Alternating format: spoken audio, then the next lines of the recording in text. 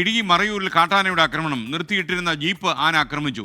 ആന ഇപ്പോഴും ജനവാസ മേഖലയ്ക്ക് സമീപം തുടരുന്നുവെന്ന് ഞങ്ങളുടെ ബ്യൂറോ പറയുന്നു. രാഹുൽ വിജയൻ ഇടുക്കിയിൽ നിന്ന് റിപ്പോർട്ട് ചെയ്യുന്നു. രാഹുൽ, എന്താണ് വിവരം?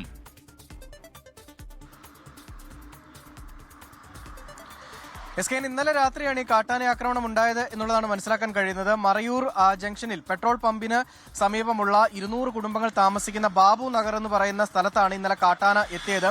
ചിന്നാർ വന്യജീവി സങ്കേതത്തിൽ നിന്ന് എത്തുന്ന കാട്ടാനകളാണ് ഇവിടെ പ്രശ്നമുണ്ടാക്കുന്നത് എന്നുള്ളതാണ് വനം വകുപ്പ് അറിയിക്കുകയും ചെയ്തിട്ടുള്ളത്. ഇതിൽ ഏറ്റവും പ്രധാനപ്പെട്ട കാര്യം, ഈ മറയൂരിലെ കാട്ടാനയുടെ പേരും ചക്കക്കൊമ്പൻ എന്നാണ്. സാധാരണ ചിന്നക്കനാലിലാണ് നമ്മളൊരു ചക്കക്കൊമ്പനെ കണ്ടിട്ടുള്ളത്. മറയൂരിലും ഒരു ചക്കക്കൊമ്പൻ എത്തിയിരിക്കുന്നു എന്നുള്ളതാണ് ഏറ്റവും പ്രധാനപ്പെട്ട കാര്യം. ഇതും ഈ ചിന്നക്കനാലിലെ ചക്കക്കൊമ്പനെ പോലെ തന്നെ ചക്ക പറിച്ച് തിന്നതുകൊണ്ട് നാട്ടുകാർ ഇട്ടുകൊടുത്ത പേരാണ് എന്നുള്ളത് നമുക്ക് മനസ്സിലാക്കാൻ കഴിയുന്നുണ്ട്. എന്തായാലും ആളിച്ചിരി അപകടകാരിയാണ്. ഇന്നലെ നിർത്തിയിട്ടിരുന്ന ജീപ്പാണ് ആക്രമിച്ച് തകർത്ത്. മാത്രമല്ല പ്രദേശത്ത് വ്യാപകമായിട്ട് ഈ സാധനങ്ങൾ ഉൾപ്പെടെ, ഈ വീടിന് സമീപത്തൊക്കെ വെച്ചിരുന്ന സാധനങ്ങൾ ഉൾപ്പെടെ തട്ടിമറിച്ചിടുകയും നശിപ്പിക്കുകയും ചെയ്തിട്ടുണ്ട് എന്ന് പറയുന്നു.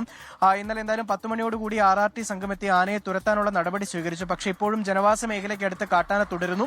വീണ്ടും ജനവാസ മേഖലയിൽ ഇറങ്ങാനും അക്രമം നടത്താനും സാധ്യതയുണ്ട് എന്ന് നാട്ടുകാർ പറയുന്നത്. അതുകൊണ്ട് തന്നെ വനംവകുപ്പ് കൂടുതൽ കാര്യക്ഷമമായി ഇടപെടൽ നടത്തണം. ഈ ആനയെ എത്രയും വേഗം ചിന്നാർ വന്യജീവി സങ്കേതത്തിലേക്ക് തുരത്തണം എന്നാണ് നാട്ടുകാർ ആവശ്യപ്പെടുന്നത്.